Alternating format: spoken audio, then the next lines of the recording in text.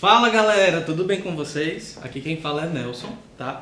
Eu sou professor de Linguagens e Códigos da Escola Deputado Paulo Benevides e aqui a gente está no projeto Enem Não Tira Férias, edição 2023. A aula de hoje vai ser sobre figuras de linguagem. Vocês com certeza já devem ter ouvido falar ou até reproduzido essas figuras de linguagem. Você está num dia muito caloroso, muito quente e fala: estou morrendo de sede ou estou morrendo de cansaço.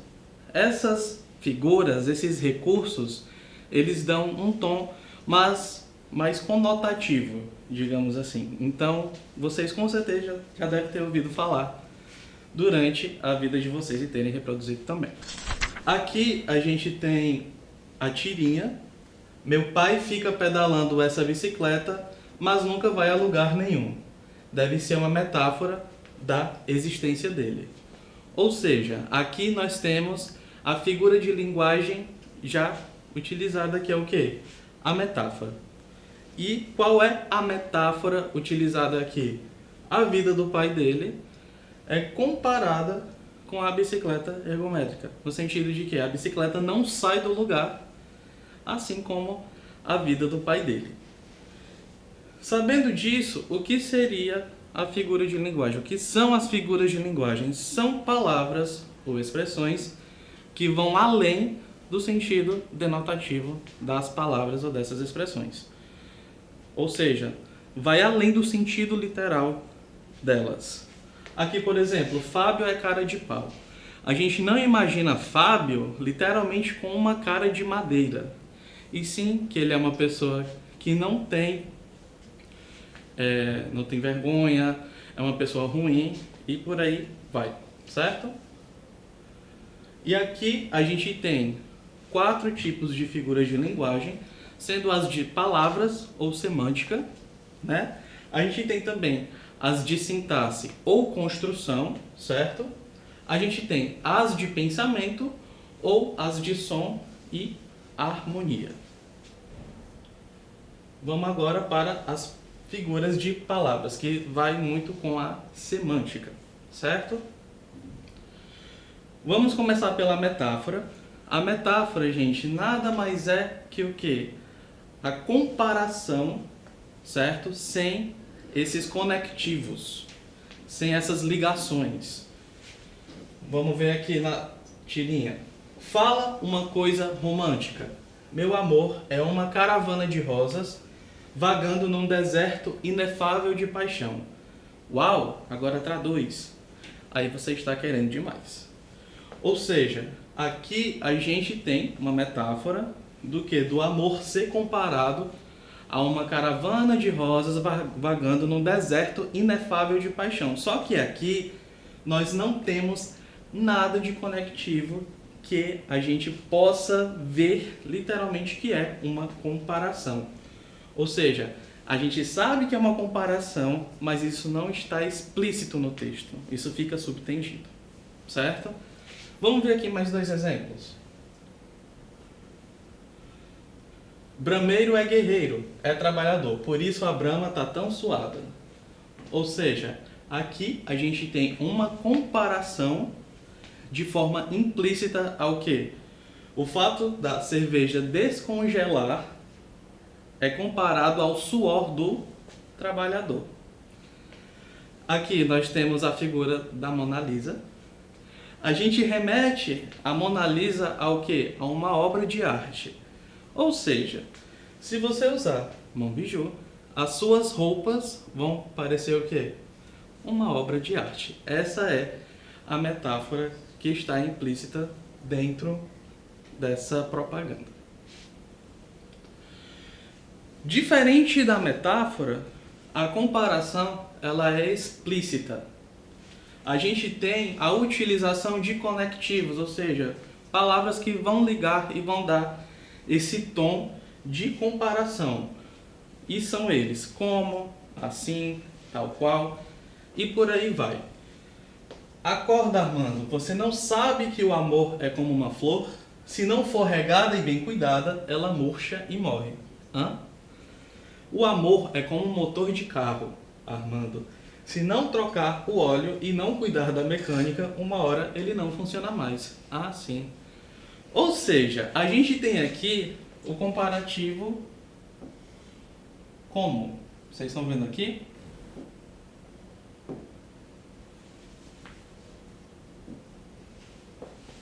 A gente tem o comparativo como, diferente da metáfora que não aparecia.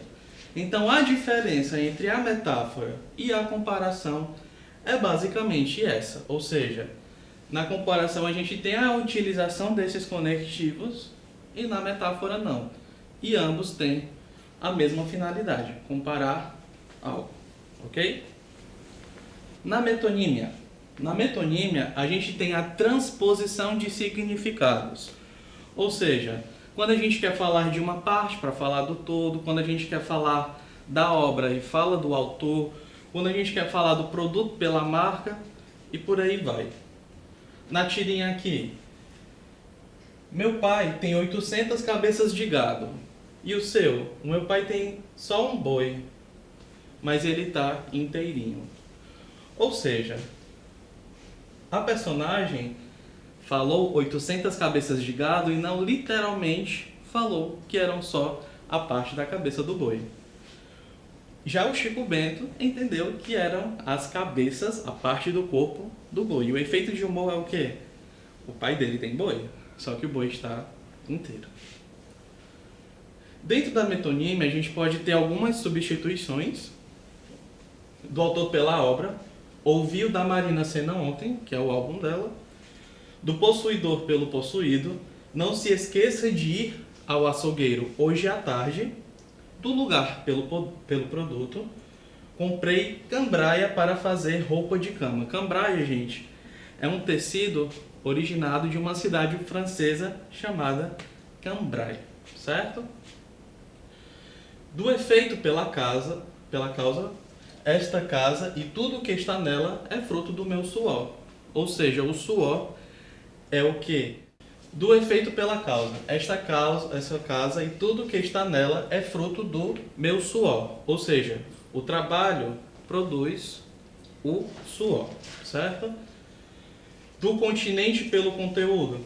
Acredite, comi um pote de sorvete de morango. Você não vai comer literalmente o pote, você come o que está dentro desse pote. Do instrumento pelo agente. Cássio é um volante experiente, ou seja, é um motorista experiente.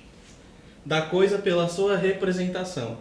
Desceu do avião e ficou emocionado por estar de novo em seu lar. O lar aqui remete ao país, à pátria e por aí vai. Do inventor pelo invento. O Porsche é um sonho inalcançável para muitos. O Porsche aqui, na verdade, é uma marca, certo? Do concreto pelo abstrato. A Arruda traz proteção contra olho grande, ou seja, o olho grande é a parte concreta que nós podemos tocar e o abstrato é o quê? A inveja, certo? Da parte pelo todo, as pernas passavam apressadas diante da minha janela. As pernas aqui remetem ao que? As pessoas, certo? Da qualidade pela espécie. Zeus, os mortais tudo ignoram. Os seres humanos tudo ignoram. Ou seja, os mortais aqui remete aos seres humanos. Do singular pelo plural. O inglês é mesmo pontual, ou seja, os ingleses. Da matéria pelo objeto. Morro se você quebrar a porcelana que mamãe deixou. A porcelana pode ser um jarro, pode ser uma xícara, pode ser um prato e por aí vai. Do indivíduo pela classe. Sei que meu filho não é nenhum Einstein. Ou seja, o filho não é nenhum gênio. Aqui a gente tem mais dois exemplos de metonímia, esses recursos que são empregados nessas duas imagens. João pediu a mão de Maria em casamento. Aqui não é somente a mão que é pedida, e sim Maria por completo. Ninguém vai casar só com uma parte do corpo. Na metonímia, aqui, por exemplo, já li o Machado de Assis. Agora quero devolvê-lo. Ressuscitou? Ou seja, ele quer devolver uma obra dele. E não o autor. Tirou do caixão e foi levar lá para a tia da biblioteca. Outro exemplo muito usual. Bombril.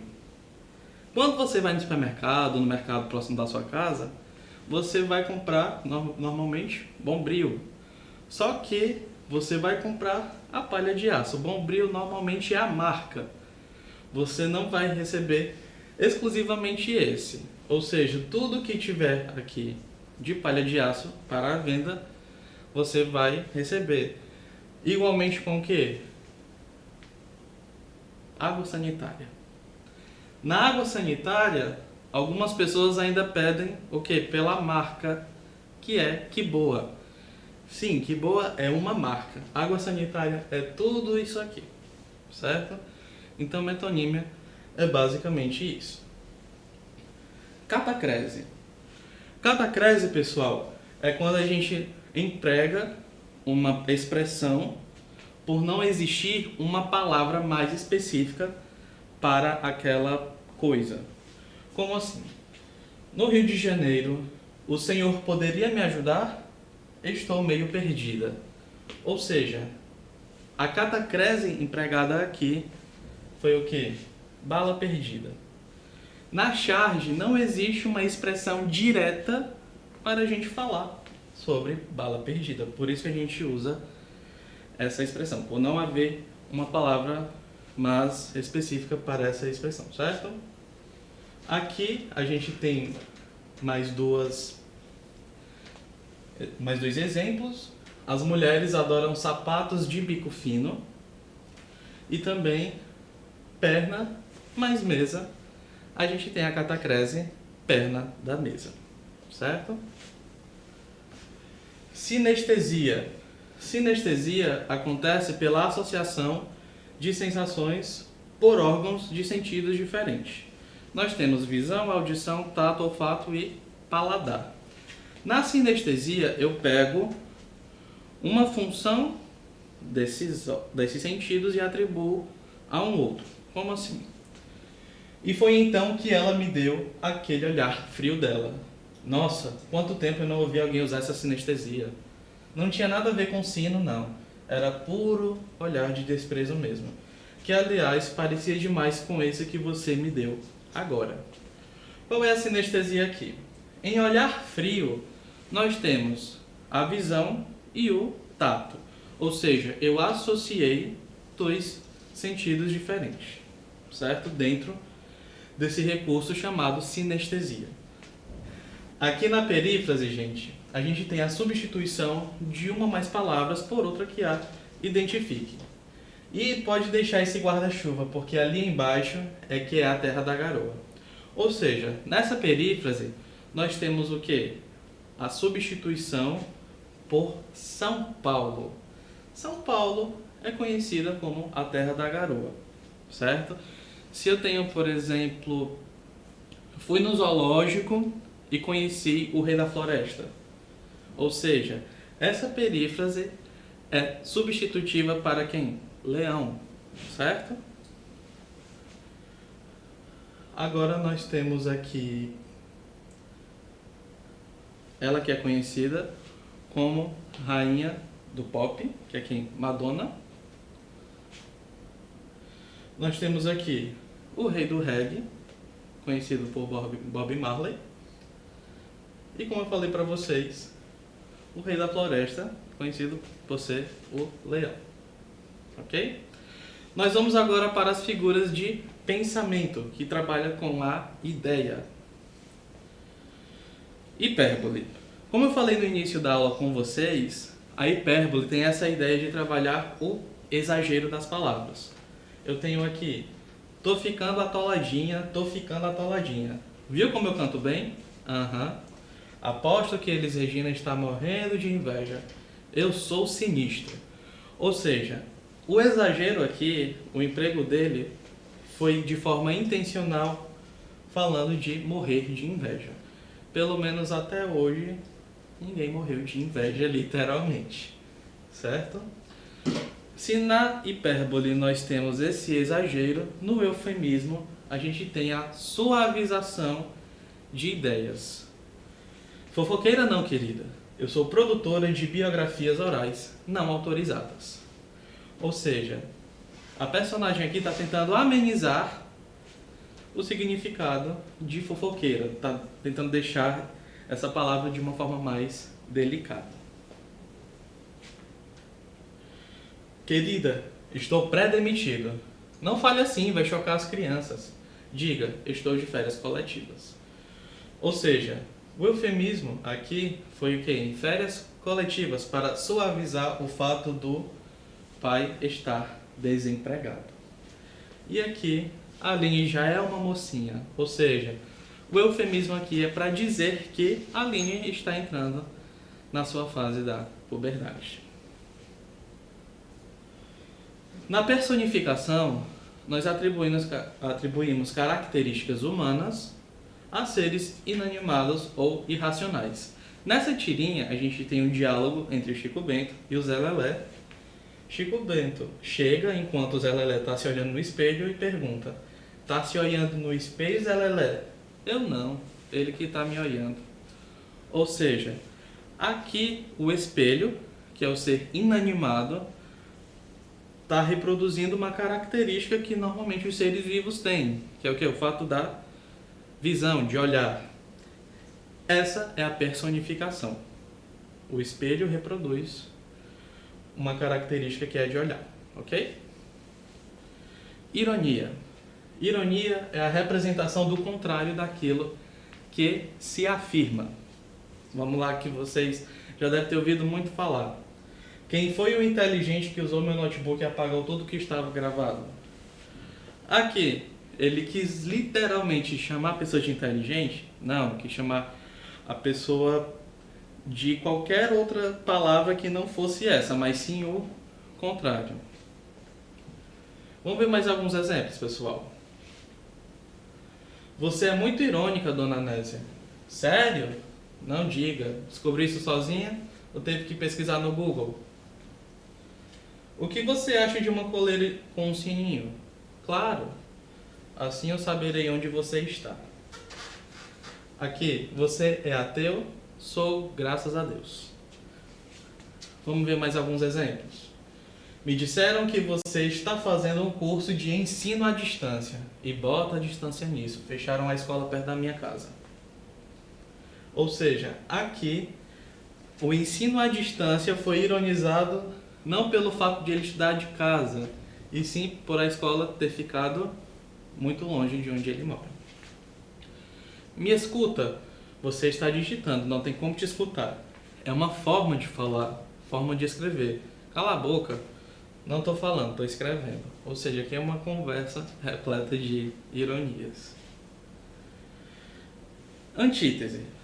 Na antítese, pessoal, nós temos termos com ideias que são opostas. Ou seja, sabe, Adão, tudo precisa de um contraponto. Para existir um positivo, tem de haver um negativo. Para existir um, tem que existir um menos um. Sem o mal, como saberíamos o que é o bem? O que seria da paz sem a guerra? O que seria do John sem a Yoko? Ou seja, os termos aqui foram empregados em sentido de oposição. Positivo e negativo, um menos um, mal e bem, paz e guerra, John e Yoko. Para quem não sabe, aqui a gente fala de Yoko Ono e John Lennon, que foi integrante aí da banda Beatles, certo? Já no paradoxo, a gente não tem essa ideia de termos opostos, mas sim essa ideia oposta, esse literalmente sentido oposto, que vão opor as palavras, certo? Toda certeza é relativa. Tem certeza, professor? Absoluta. Ou seja, a certeza é para ser algo concreto. O professor diz que ela é relativa, ou seja, a certeza não é certeza. E o professor diz que ele tem absoluta certeza de que ela é relativa. Entenderam? Basicamente isso. Vamos ver mais um exemplo aqui.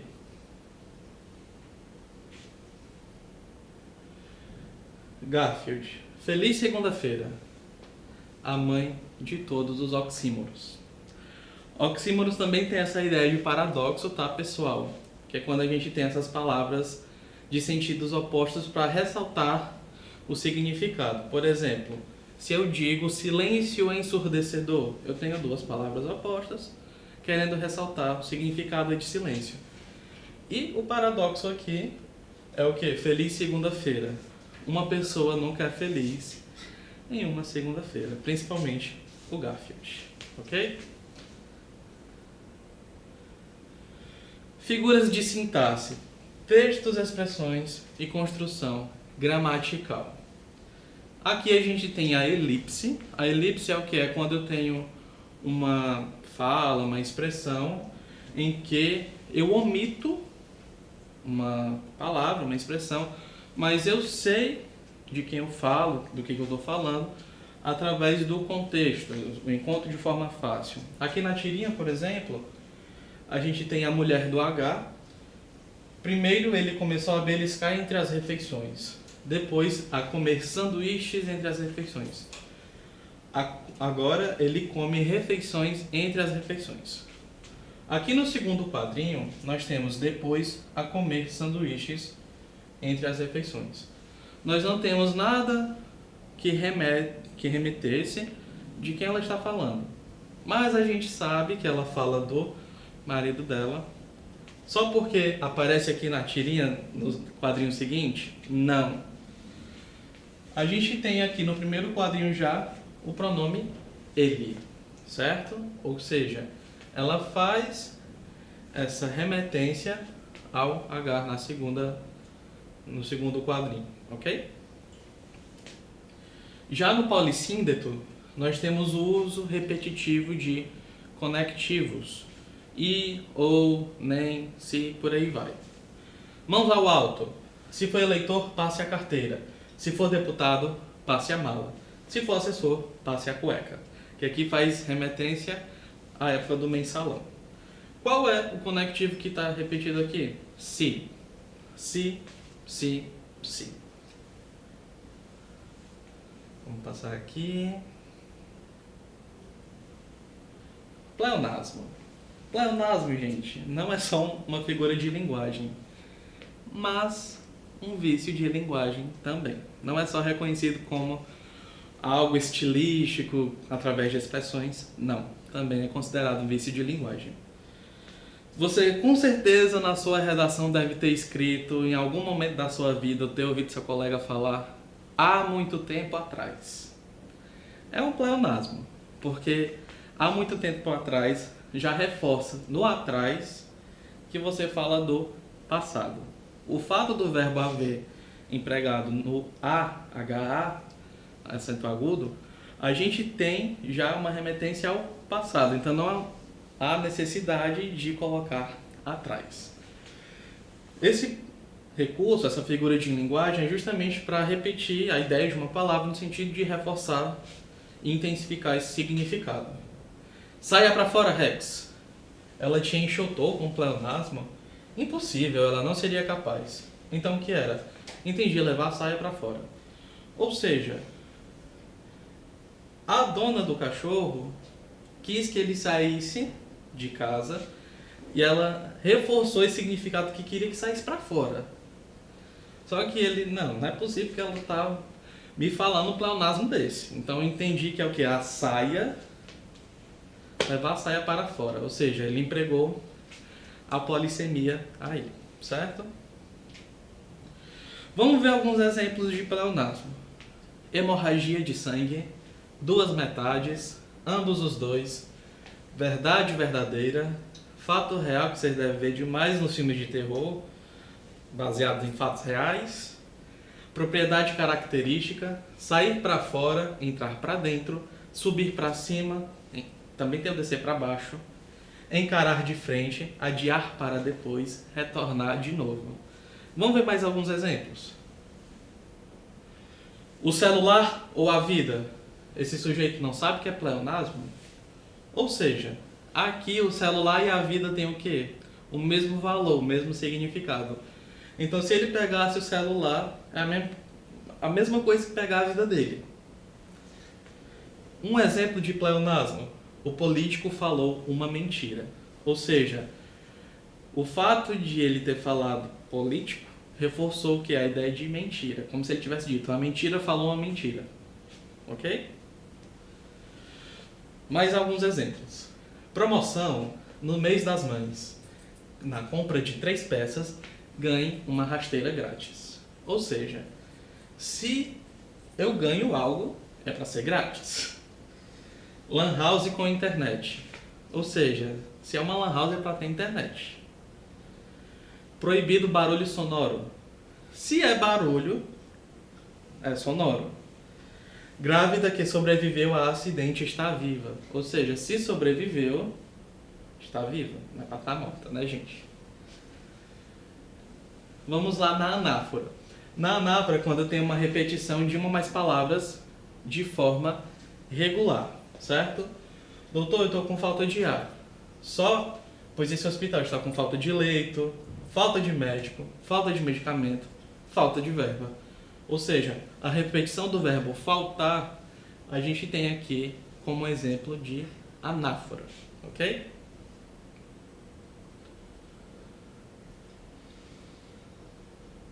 Por último, a gente tem aqui nas figuras de som, que são figuras que têm a ver com a sonoridade. Na literação, a gente tem a repetição de quê? Sons consonantais. O rato roeu a roupa do rei de Roma. Cebolinha, você aprendeu a falar. Aí a parede está falando, o rato roeu a roupa do rei de Roma. Claro. Ou seja, a literação aqui, ou a repetição dos sons consonantais, é através de quem? Da consoante R, falada pela parede. Já na assonância, nós temos a repetição de que? Sons vocálicos. Minha mãe amassa. Sim, amassa só e salga a massa. A massa se amassa na mesa. A massa é sã. Sim, essa massa é sã. O bom de ir para a escola é que a gente pode ter conversas literárias. Ou seja, aqui a gente tem o emprego da assonância através da repetição da vogal A, do som da vogal A. Amassa, massa, salga e por aí vai, certo? Já na onomatopeia, a gente tem a inserção de palavras no discurso com a intenção de quê? De imitar sons. Bum, bum, bum. Cebolinha, quer parar de fazer esse barulho? E a gente tem aqui, no terceiro quadrinho, a onomatopeia que remete ao choro. No primeiro quadrinho, nós temos a onomatopeia que imita o som de tambor, certo? Então, a onomatopeia, gente, é isso. É quando eu tenho essa imitação dos sons. Então é isso, galera. Ficamos por aqui, tá? Na aula de figuras de linguagem, que é um assunto bastante recorrente no Enem. Fiquem ligados nas próximas aulas do Enem Não Tira Férias 2023. E é isso, fiquem bem e boa sorte na prova de vocês. Tchau, tchau!